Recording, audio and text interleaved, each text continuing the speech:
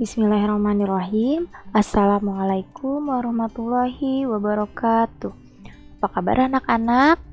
Kembali lagi di pelajaran pendidikan agama Islam. Kali ini kita akan membahas tentang meyakini kitab-kitab Allah, mencintai Al-Quran. Kalian bisa buka buku kalian dari halaman 4. Jadi sambil ditonton videonya, sambil dibuka juga bukunya, sambil dibaca bukunya ya. Nah, apa sih iman kepada kitab Allah? Iman kepada kitab Allah berarti percaya dan yakin dengan sepenuh hati bahwa Allah telah menurunkan kitab-kitabnya kepada para rasulnya. Jadi kalau kalian mengaku beriman kepada kitab, itu artinya kalian ini harus percaya bahwa Allah ini menurunkan kitab-kitabnya kepada para rasulnya gitu. Jadi kita percaya itu ya, adanya kitab-kitab Allah itu. Nah, mengapa sih Allah ini menurunkan kitab-kitabnya? Alasan Allah menurunkan kitab-kitabnya adalah supaya manusia dapat membedakan mana yang benar dan mana yang salah, mana yang bermanfaat dan mana yang mengandung mudorot gitu. Jadi Allah ini menurunkan kitab agar kita ini tahu mana yang benar, mana yang salah, mana yang bermanfaat, mana yang tidak bermanfaat, seperti itu ya. Kitab yang diturunkan oleh Allah berfungsi sebagai pedoman hidup untuk manusia agar dapat meraih kebahagiaan di dunia dan di akhirat. Jadi kitab yang Allah turunkan ini sebagai pedoman hidupnya manusia gitu. Jadi kalau sebagai aturan hidupnya manusia. Coba kalau misalkan nggak ada kitab, gimana manusia bisa tahu mana yang salah, mana yang benar gitu? Pasti kehidupan manusia di bumi ini kacau banget karena tidak ada aturannya gitu. Jadi di sini kitab Allah ini sebagai aturan hidup atau pedoman hidup bagi manusia, seperti itu ya. Nah, di sini kitab-kitab Allah ini ada 4 ya yang akan kita pelajari. Yang pertama ada kitab Taurat. Kitab Taurat ini diturunkan kepada Nabi Musa alaihissalam ya, diturunkan pada abad ke-12 sebelum Masehi. Nah, kitab Taurat ini diturunkan kepada kaumnya Nabi Musa, yaitu Bani Israel ya, bahasanya bahasa Ibrani. Isi-isi pokoknya dari kitab Taurat, isi pokok ini ajaran-ajaran yang ada di dalam kitab Taurat gitu. Yang pertama perintah untuk mengesahkan Allah Subhanahu wa taala ya. Jadi menyuruh beriman kepada Allah. Larangan menyembah berhala, terus larangan menyebut nama Allah dengan sia-sia, perintah menyucikan hari Sabtu, perintah menghormati kedua orang tua, ada larangan membunuh sesama manusia, ada larangan berbuat zina, larangan mencuri, larangan menjadi saksi palsu, dan larangan mengambil hak orang lain. Itu inti-inti ajaran dari kitab Taurat. Ingat ya, kitab Taurat ini diturunkan kepada Nabi Musa alaihi salam. Lalu yang kedua ada kitab Zabur. Kitab Zabur ini diturunkan kepada Nabi Daud alaihi salam. Diturunkan pada abad ke-10 sebelum Masehi. Diturunkannya kepada Bani Israel, sama seperti Nabi Musa ya. Bahasanya bahasa Qibti namanya. Nah, inti pokok ajaran dari kitab Zabur ini yaitu perintah Allah untuk beribadah di hari Jumat itu ya. Itu inti ajarannya. Ingat, Zabur ini di kitab yang diturunkan kepada Nabi Daud. Lalu yang ketiga ada kitab Injil. Kitab Injil ini diturunkan kepada Nabi Isa alaihissalam ya, pada abad ke-1 Masehi. Diturunkan kepada kaum Nasrani dengan bahasa Suryani. Nah, ajaran pokok atau isi-isi pokoknya dari kitab Injil yaitu perintah untuk kembali mengesahkan Allah Subhanahu wa taala. Jadi mungkin kaum sebelumnya ini sudah tidak mengesahkan Allah lagi. Jadi waktu turunnya Injil, kaum Nasrani ini disuruh untuk mengesahkan Allah lagi. Terus Yang kedua, membenarkan keberadaan kitab Taurat. Mungkin di sini kaum Nasrani pada zaman ini tidak percaya bahwa adanya kitab Taurat. Terus yang ketiga, menghapus beberapa hukum dalam kitab Taurat yang tidak lagi sesuai dengan perkembangan zaman. Yang keempat, menjelaskan bahwa kelak akan datang kembali Rasul setelah Nabi Isa, yaitu Nabi Muhammad SAW. Jadi di kitab Injil yang asli ini dijelaskan bahwa nanti bakal ada nabi terakhir, yaitu Nabi Muhammad. Tapi di kitab Injil yang sekarang ini tidak ada penjelasan seperti itu, karena kitab Injil yang sekarang dipakai oleh orang-orang Kristen itu telah mengalami perubahan beberapa kali. Jadi isinya itu dirubah-rubah sama mereka. Jadi tidak lagi kitab Injil yang asli yang sekarang itu ya. Yang keempat, ada kitab Al-Quran. Kitab Al-Quran ini diturunkan kepada Nabi Muhammad SAW. Diturunkan pada abad ke-7 Masehi, diturunkannya kepada umat Islam ya, dengan bahasa Arab.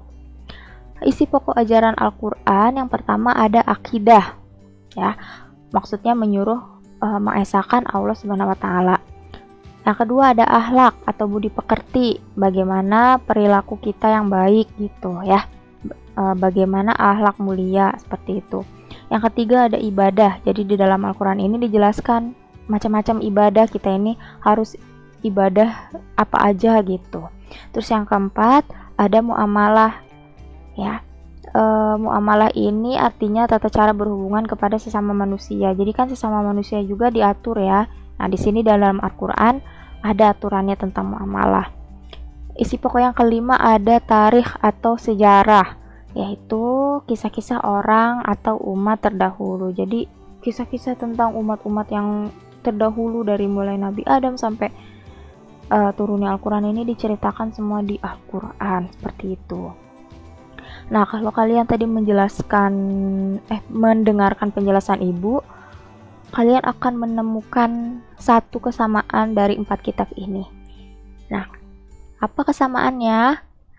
Keempat kitab ini, yaitu kitab Taurat, kitab Zabur, kitab Injil, dan kitab Al-Quran, semuanya sama-sama menyuruh manusia untuk mengesahkan Allah Subhanahu wa ta'ala. Jadi dari zaman dulu sampai sekarang itu, semua kitab ini menyuruh umat manusia untuk mengesahkan Allah Subhanahu wa ta'ala gitu ya. Makanya tadi kenapa Ibu bilang kitab Injil yang sekarang ini bukan yang asli, karena kitab Injil yang sekarang kan tidak menyuruh umatnya untuk mengesahkan Allah kan. Nah, padahal kitab Injil yang asli ini isinya menyuruh umatnya untuk mengesahkan Allah, seperti itu ya. Selanjutnya kita akan bahas persamaan dan perbedaan 4 kitab.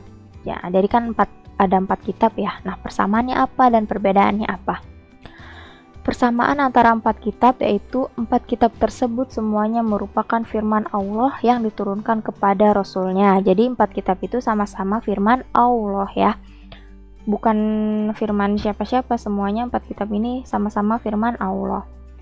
Nah, kalau perbedaannya apa? Sini kita akan bahas satu persatu perbedaannya ya. Yang pertama, nabi penerimanya. Kalau kitab Taurat, Nabi Musa. Kalau kitab Zabur kepada Nabi Daud. Kalau kitab Injil kepada Nabi Isa. Kalau kitab Al-Quran kepada Nabi Muhammad SAW. Yang kedua, tahun turunnya. Itu perbedaan yang kedua. Kalau kitab Taurat turunnya pada abad ke-12 sebelum Masehi. Kitab Zabur pada abad ke-10 sebelum Masehi. Kitab Injil pada abad ke-1 Masehi dan kitab Al-Quran pada abad ke-7 Masehi. Lalu perbedaan yang ketiga, bahasa yang digunakan kitab tersebut. Kalau kitab Taurat memakai bahasa Ibrani, kitab Zabur memakai bahasa Qibti, kitab Injil memakai bahasa Suryani, dan kitab Al-Quran memakai bahasa Arab. Lalu perbedaan yang terakhir yaitu sasaran umatnya. Kalau kitab Taurat diturunkannya kepada Bani Israel, kitab Zabur kepada Bani Israel, kitab Injil kepada kaum Nasrani, dan kitab Al-Quran kepada umat Islam. Nah, itu perbedaan antara 4 kitab. Selanjutnya kita akan membahas tentang Al-Qur'an, karena di judul depan kan tadi ada mencintai Al-Qur'an ya. Nah, di sini kita pelajari Al-Qur'an agar kita cinta kepada Al-Qur'an. Al-Qur'an merupakan kitab suci dari Allah yang terjamin kemurniannya. Maksudnya terjamin kemurniannya yaitu kitab Al-Qur'an ini tidak mengalami perubahan dari pertama turun hingga sekarang, bahkan hingga nanti akhir zaman. Jadi Al-Qur'an ini tidak mengalami perubahan. Berbeda dengan kitab Injil yang sekarang. Nah, itu mengalami beberapa kali perubahan. Lalu Al-Qur'an tidak diturunkan secara sekaligus kepada Rasulullah. Jadi Al-Qur'an ini tidak semuanya langsung semuanya diturunkan kepada Nabi Muhammad, tidak, tapi secara berangsur-angsur atau bertahap, sedikit-sedikit gitu turunnya. Selama 22 tahun, 2 bulan, 22 hari atau digenapkan menjadi kurang lebih 23 tahun. Nah, selama itu tuh turunnya Al-Qur'an. Jadi nggak sekaligus turunnya, tapi bertahap. Lalu dalam Al-Qur'an terdapat 30 juz. Ada 30 juz di Al-Qur'an, terus ada 114 surat dan 6.236 ayat. Selanjutnya, dalam Al-Qur'an ada yang disebut surat Makkiyah dan surat Madaniyah. Ya, pasti kalian sering dengar. Surat Makkiyah itu apa? Surat Makkiyah itu adalah surat yang diturunkan di Mekah. Ya, kalau diturunkannya di Mekah itu namanya surat Makkiyah, atau yang diturunkan sebelum Rasulullah hijrah ke Madinah gitu. Sebelum hijrah ke Madinah kan Rasul di Mekah ya. Nah, maka itu surat yang diturunkan sebelum Rasul hijrah itu dinamakan surat Makkiyah. Lalu surat Madaniyah. Nah, surat Madaniyah adalah surat yang diturunkan di Madinah atau yang diturunkan setelah Rasulullah SAW hijrah ke Madinah. Jadi setelah Rasul tinggal di Mekah, kemudian Rasul kan sama umatnya hijrah ke Madinah. Nah, surat yang diturunkan setelah Rasul hijrah ini atau turun di Madinah ini disebut dengan surat Madaniyah. Selanjutnya, persamaan dan perbedaan kitab dengan suhuf. Ada yang disebut suhuf. Suhuf ini yaitu firman Allah juga, tapi berbentuknya lembaran-lembaran gitu. Berbeda dengan kitab. Kalau kitab ini firman Allah yang bentuknya buku gitu. Kalau suhuf bentuknya lembaran-lembaran. Persamaan dan perbedaannya antara kitab dengan suhuf apa? Nah, persamaannya keduanya sama-sama berisi firman Allah yang diturunkan kepada para rasulnya.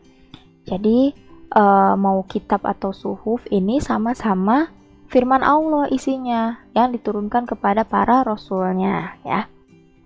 Lalu perbedaannya apa? Perbedaan kitab dengan suhuf ya, pertama isi kitab lebih lengkap daripada isi suhuf. Karena mungkin kitab kan lebih tebal ya. Kalau suhuf kan cuman beberapa lembar, maka itu kitab ini lebih lengkap isinya daripada suhuf. Yang kedua, bentuk dari kitab sudah dibukukan. Nah, kalau kitab ini sudah berbentuk buku. Sedangkan kalau suhuf ini masih berbentuk lembaran-lembaran yang terpisah. Jadi firman Allahnya ini masih dalam bentuk lembaran-lembaran kalau suhuf. Lalu perbedaan yang ketiga, kitab ini biasanya berlaku lebih lama daripada suhuf. Jadi kitab ini berlakunya lebih lama. Jadi misalkan tadi kitab Taurat yang pertama turun, berlaku terus sampai turunnya kitab Zabur gitu. Tapi kalau misalkan suhuf, waktu berlakunya itu cuman sebentar gitu ya. Nah, di antara nabi penerima suhuf ada 2 nabi, yaitu Nabi Ibrahim. Nah, Nabi Ibrahim ini menerima 10 suhuf, dan Nabi Musa. Nabi Musa juga sama menerima 10 suhuf ya. Nah, selanjutnya ada hikmah beriman kepada kitab Allah. Kalau kita beriman kepada kitab Allah, hikmah apa sih yang kita dapatkan? Yang pertama, memberikan petunjuk kepada manusia mana yang benar dan mana yang salah. Nah, itu seperti tadi ya, alasannya Allah menurunkan kitab agar manusia ini tahu mana yang benar, mana yang salah. Yang kedua, pedoman agar manusia tidak berselisih dalam menentukan kebenaran. Jadi misalkan ada permasalahan, ya udah kita merujuk kepada kitab Allah gitu dalam menentukan kebenarannya. Lalu yang ketiga, memberikan informasi sejarah kehidupan orang-orang terdahulu. Jadi di dalam kitab ini kan ada kisah-kisah orang terdahulu. Nah, di situ fungsinya agar kita ini belajar dari umat terdahulu. Misalkan umat terdahulu membuat kesalahan seperti ini, akan diazab seperti ini. Nah, di situ kita mempelajari kesalahannya gitu. Jangan sampai kita berbuat kesalahan yang sama seperti umat terdahulu, seperti itu. Jadi pelajaran hidup bagi kita gitu. Lalu yang keempat, manusia dapat mengetahui betapa besarnya perhatian dan kasih sayang Allah kepada para hamba dan makhluknya. Jadi kalau Allah nggak sayang sama makhluknya, ngapain Allah menurunkan kitab gitu ya? Hidup aja semau makhluknya gitu. Tapi karena Allah di sini perhatian dan sayang sama makhluknya, maka Allah turunkan kitab agar makhluk ini punya aturan hidup, biar nggak kacau kehidupannya gitu. Yang kelima, manusia yang beriman dapat membedakan perilaku yang baik dan buruk. Gitu. Jadi di dalam kitab-kitab Allah kan dijelaskan mana perilaku yang baik, mana perilaku yang buruk. Selanjutnya, mensyukuri segala anugerah dan nikmat dari Allah, termasuk petunjuk dari Allah ini yang berupa kitab ini. Nah, itu hikmahnya kita beriman kepada Allah agar kita ini bersyukur bahwa Allah ini telah menurunkan petunjuknya kepada kita gitu. Selanjutnya, hati manusia menjadi lebih tentram dan menambah ilmu pengetahuan. Jadi karena kita memiliki aturan hidup ya, jadi hati kita itu menjadi lebih tentram gitu. Terus menambah ilmu pengetahuan, karena di dalam kitab-kitab Allah ini banyak sekali ilmu-ilmu pengetahuan yang bisa kita dapatkan. Selanjutnya, memiliki sikap toleransi yang tinggi, karena dalam semua kitab-kitab Allah ini diajarkan sikap toleransi. Toleransi ini saling menghargai gitu ya. Saling menghargai, saling menghormati, bahkan sama pemeluk agama lain gitu. Jadi nggak sesama agama aja, tapi kita ini juga harus bersikap toleransi atau menghargai kepada pemeluk agama lain. Hikmah yang selanjutnya, meningkatkan kesabaran dalam menerima cobaan, ujian, dan musibah. Tuh, jadi di dalam kitab-kitab Allah pastikan dijelasin tuh kalau kita menerima ujian, sikap kita harus seperti apa, kayak gitu ya. Jadi di sini meningkatkan kesabaran kita dalam menerima cobaan, ujian, dan musibah. Oke, cukup sekian pembelajaran kita kali ini. Mudah-mudahan dapat kalian pahami. Kalau misalkan kalian belum paham, kalian bisa putar ulang videonya dan dengarkan kembali penjelasan dari Ibu. Cukup sekian dari Ibu dan wassalamualaikum warahmatullahi wabarakatuh.